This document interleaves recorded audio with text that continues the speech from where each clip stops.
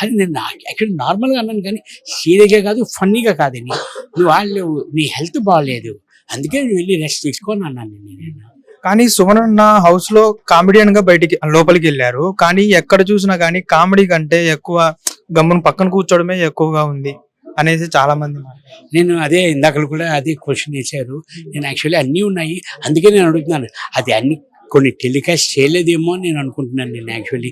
కానీ ఫన్నీ అన్నీ ఎమోషనల్ ఉంది, ఏడుపు ఉంది, ఫన్ ఉంది, కామెడీ అన్నీ చేసామండి మేము. ఇమ్ము కానీ అని, నేను కానీ అని మొత్తం అంతా అన్నాము.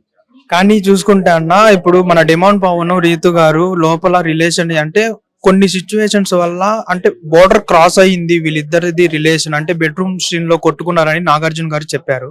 అక్కడ నుంచి బాగా మైనస్ అయిపోయారు డిమాండ్ పవన్ గారు అనేసి చాలా మంది. అంటే అది కొంచెం కావాలని కాదండి యాక్చువల్లీ. ఆ సిచ్యువేషన్లోని ఆ పుషింగ్ ఆ బెడ్ టాస్కే కదండి. ఆ బెడ్ టాస్క్లోని కావాలని కాదు యాక్చువల్లీ.